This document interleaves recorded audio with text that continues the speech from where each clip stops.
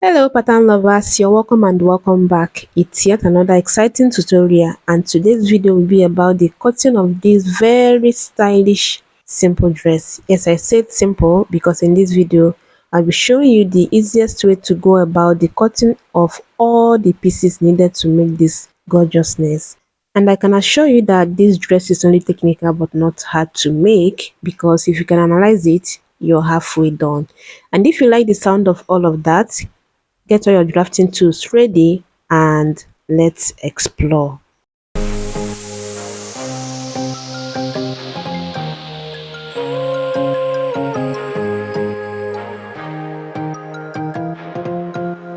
On my pattern paper, I've gone ahead to mark a starting point line, and I'm going to place my measuring tape on that starting point line and go down to the bust point of 10 inches, under bust of 13 and a half, waistline of 17 inches.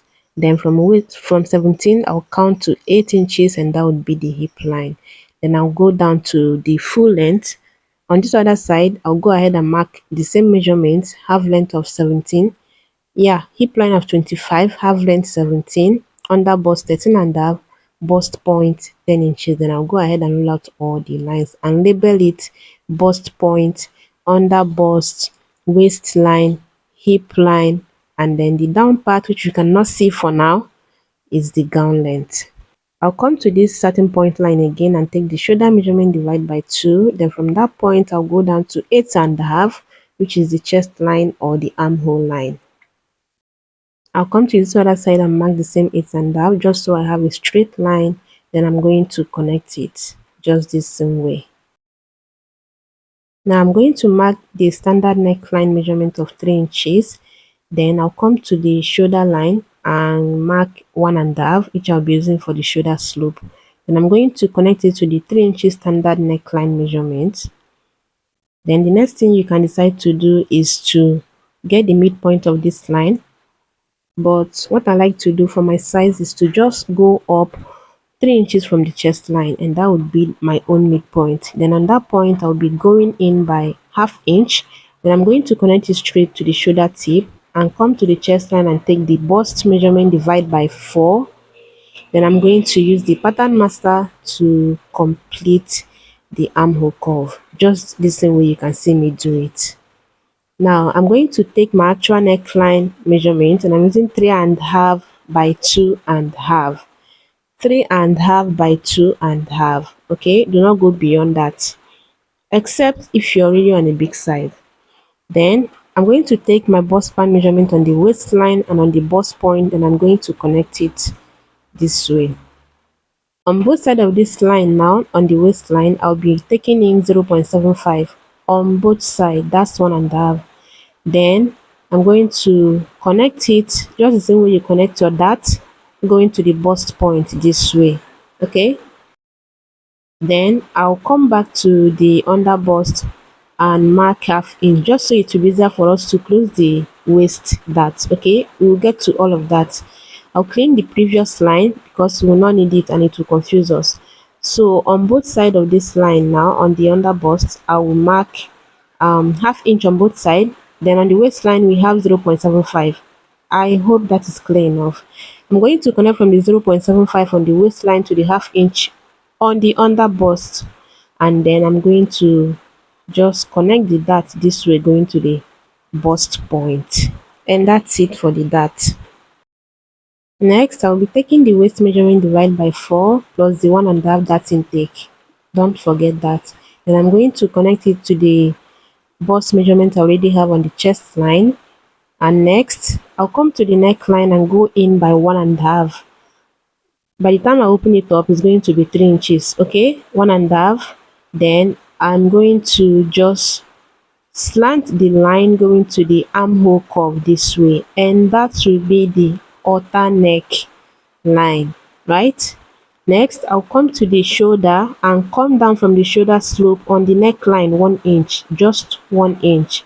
Okay, from the shoulder slope you come down on your neckline 1 inch. Then I'm going to place my curve this same way you see me do it and curve it, and that will be the keyhole you see on the dress. Okay, The next thing I'll do now is to go ahead and tighten this keyhole so that it will not gape. And to make it very easy for me, I'm going to get the midpoint of the shoulder slope here. I will mark it. Then I'm going to place this straight through. Like I want to connect it to that point. Then I'll stop just on the first line of the keyhole, right? Then I'll be going in 0.75 from that line. 0.75, I'll mark it. Then you can decide to do half inch here and then do 0.25 here, but 0.75 works just fine, right?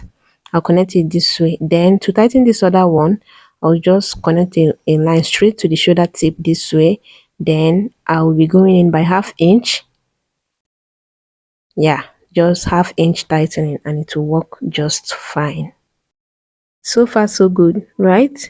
The next thing I'll do now is to just indicate where this keyhole stops. You can decide to measure it, but what I like to do is to just indicate it this way, and that way I'll notch it while transferring the pattern to the fabric, and it will help me while I'm joining that part. Okay, I'll come to the hip line and take the hip measurement, divide by 4 plus extra 1 inch for ease. I'll come to the gown length and take the same value I have on the hip plus extra 4 inches. For a standard A line, what you have to do is to divide your hip measurement by 4 and add extra 6 inches to it, okay?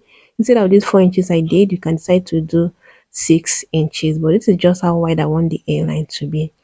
And if you're wondering why did I not connect it from this line, 28 inches is my actual waistline, right? And there's that here, but there is no that from the skirt down, from the waist down. So it's just best I connect it this way.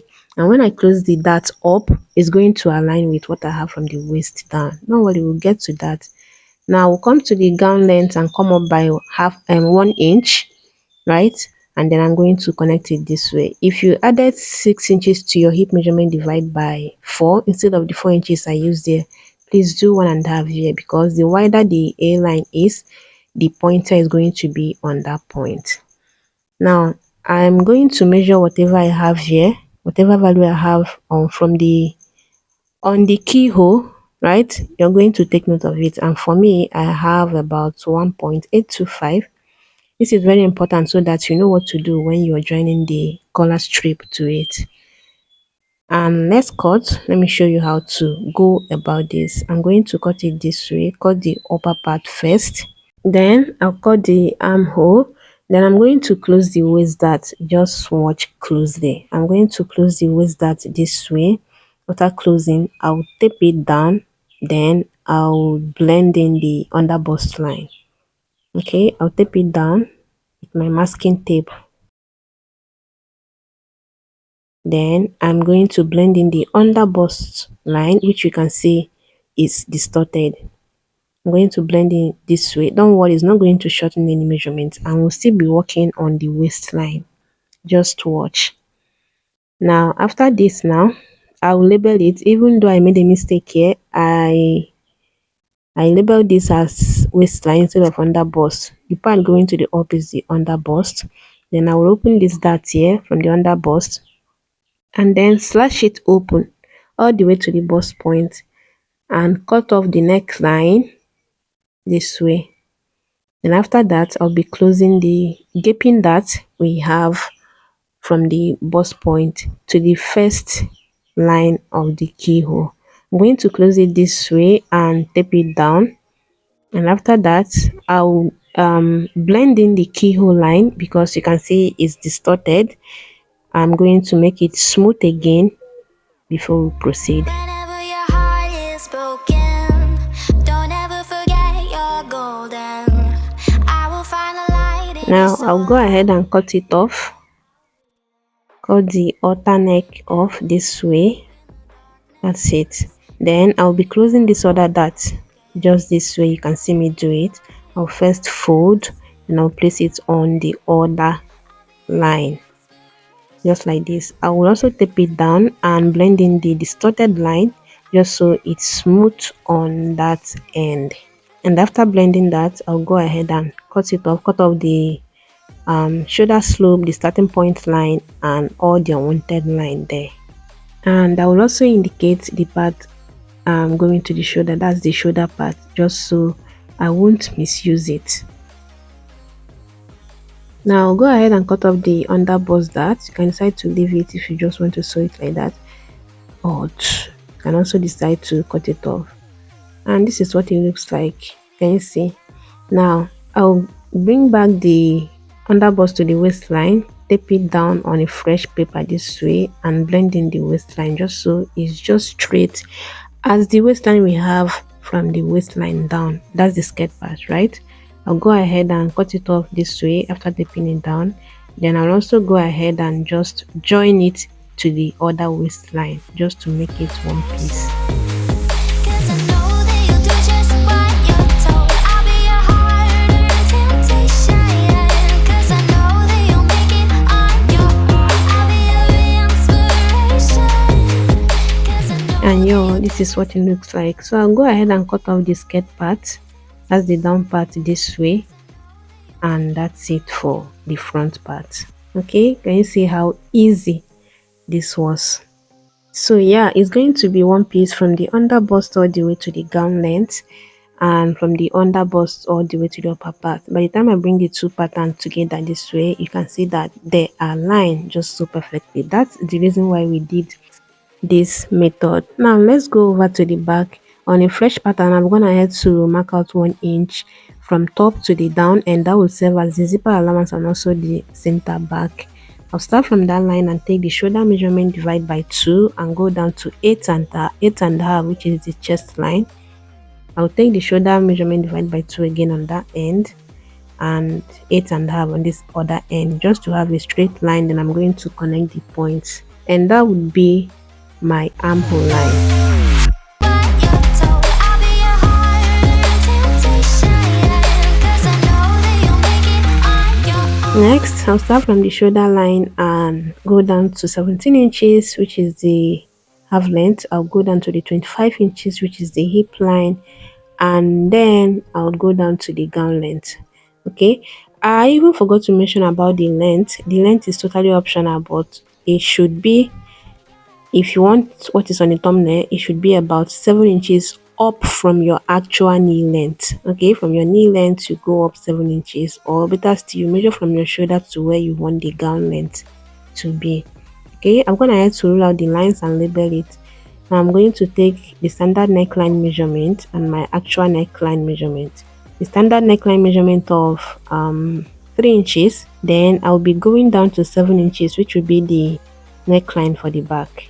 Okay, no, let's take that again. The standard neckline measurement of 3 inches, then 1 inch shoulder slope. I'll go ahead and connect it just so I do not confuse you. Then I'll get the midpoint of this line, and from that point I'll be coming in by 0.25, and then I'm going to connect it straight to the shoulder tip this way. Next, I'll come to the waistline and go in 1 inch. Then I'll be using this curve just to curve it to the up and also to the down. Just watch how I'm going to do that. Okay, the center back is not straight, and from the reference style you see how contoured the back is. So go ahead and do this same process. Okay, place your curve the same way you see me do it and connect it to the top. Then you're also going to place the curve the same way you see me do it and connect it, curve it to the hip, and that way you have contoured the center back. I'll start from that line and take the bust measurement, divide by 4. Then from that point, I'll curve the remaining part of the armhole this way. Next, I'll come to the waist and take the waist measurement, divide by 4. There is no dash for the back, okay? I'll go to the hip and take the hip measurement, divide by 4 plus 1 inch is, right? Then I'm going to connect the points this way. Now, I'll come to the gown length and take the hip measurement, divide by 4 plus 1 inch is. Then from that point I will add extra 4 inches, just the same thing we did for the front. Okay, there is nothing different. Then I will be coming up here by 1 inch. Like I said, if you use more than 4 inches, you might want to do 1.5 just to blend in the sharp point on this end. Okay, and that is it for that. Now I'll take my actual neckline width of 3.5. Then I'll bring in this part. You remember this part, right? The part you cut out for the front. I'm going to place it from the shoulder slope down and mark where it stops on the back armhole this way. Then on that point, I'll be coming in by half inch. I ended up not using this half inch, but work with me. Okay, then I'm going to connect from that point to the 3.5 neck width, just like this, from that half inch to the 3.5 neck width, right? Then I'll connect from that point to the 7 inches I'm using as the neck depth on the center back this way.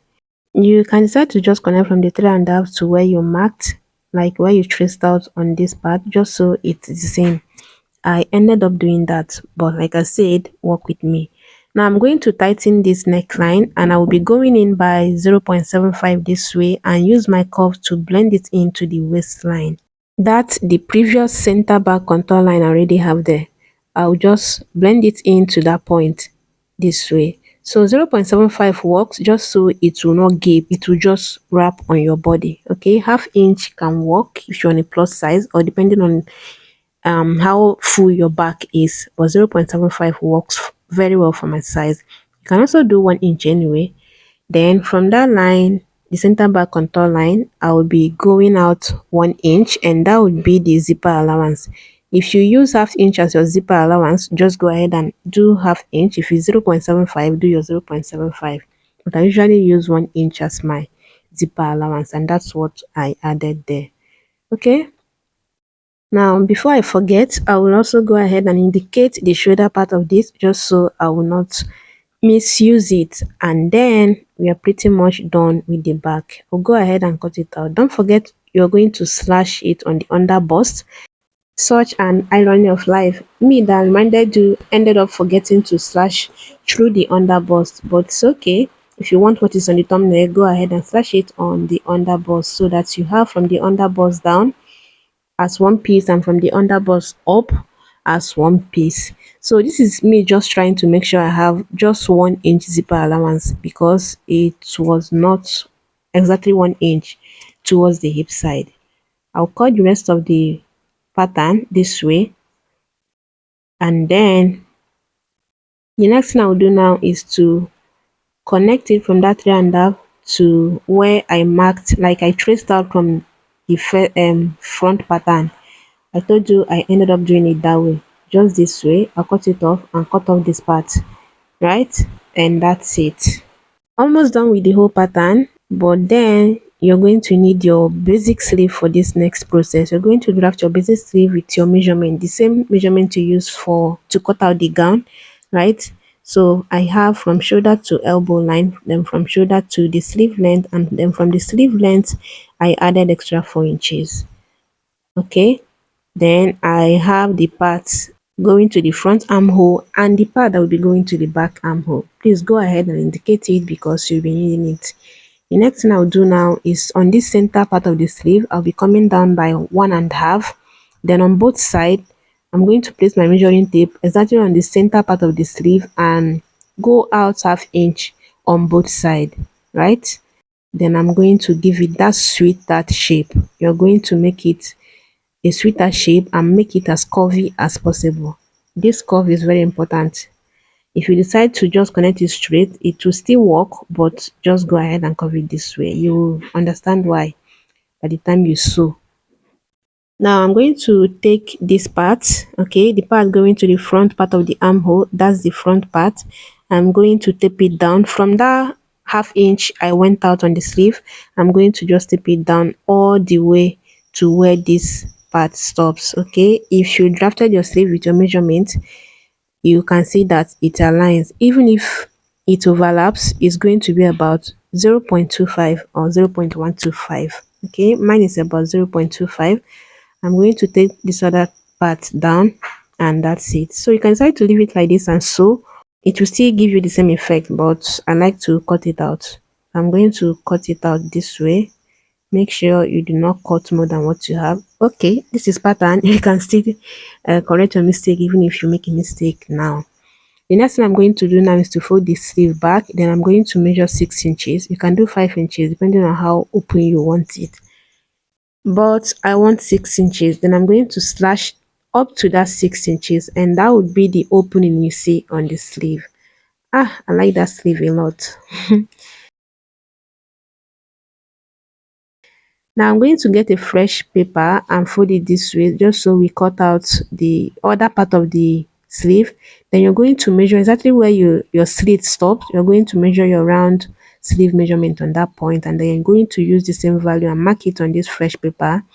The length I'm using, or the height I'm using for this, is 3.75. You can do 4 inches, you can also do 3.5, but I'm using 3.75. Then the width is just what I measured on the slit part of the sleeve. Okay, now I'm going to go up here 1 inch. Then on the width, I'm going to come in by 1 inch. Please do 1.5 on this point. Okay, I ended up doing that after cutting it out, but do 1.5, depending on how wide you want it anyway. But if you want what is on the thumbnail, you do 1.5 or even 2 inches. Then after doing all of this, I'm going to cut it out this way.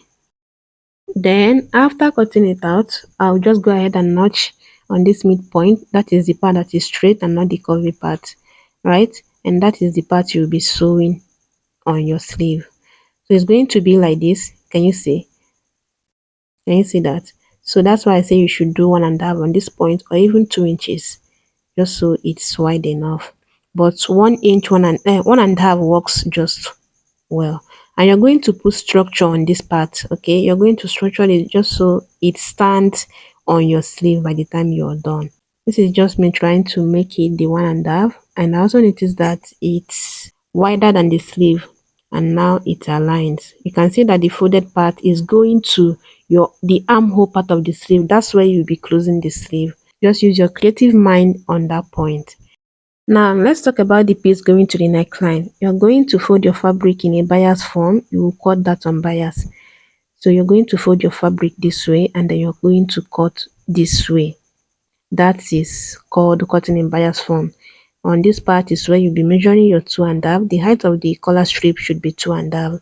And just imagine that this fabric is really long enough. Okay, you're going to make it 2.5, and then you cut it all straight like that. And do not even make the mistake of cutting it on bias on your paper, and then you cut it straight on the fabric. It will not work, except if your fabric is really stretchy. But anything going to the neckline should be cut in bias. So I'm simply going to just cut it straight on the paper this way, just to illustrate how to go about it on the neckline. 2.5 as the height, then you're going to get the midpoint, right? So after getting the midpoint, you're going to place it this way on your neckline, on the center part of the neckline on the front, and then you're going to sew. You skip the 1.825, you sew again on the other part of the neckline, and just where the shoulder stops, that's where you leave the strip to just fall on its own. Okay, you're going to fold the strip on both sides just to make it easy, and then after sewing the way I illustrated earlier, you're going to do what is called a stitch in a ditch. Stitch in a ditch, right? That way it looks seamless, like as it is on the reference style. I'm going to have to tape the sleeve down, and you can see that it came out so well. I think the sleeve is the major part of this outfit, and you can see. So this part of the sleeve, the folded part, would be going where you would be closing your sleeve from. Okay, that's the armhole part, and it's going to be this way. I wish I could tape this down just to show you very well, but you already know that it will come out so well. And then the pointy part on the shoulder, you can see how well it came out on the paper. And then another thing you will do is to go ahead and pad the shoulder. You go ahead and pad the shoulder just so it has volume on that side. The shoulder just has to be padded just so it has volume on that point. Now this is the roll collar strip. I like to call it that because it looks like a roll collar if you see it, seeing it from the front. Then this will be the back part, which you will slash on the underbust just so you have two pieces of that. Okay, then this is the front part, which you already did that. We have from the underbust all the way to the down, and this is the upper part from the underbust up, which you can see the space for the bust, and this will be the sleeve. In total you should have about 7 pieces, right? Yeah, and that's it. So you're going to transfer all of this pattern to your fabric, add the necessary allowance, and happy sewing. And I hope I kept my promise of making this very easy. Please do well to come back to give reviews if you try this and it come out so well. And let me know if you have any questions in the comments and I will respond to it. I'll see you in my next video. Bye bye.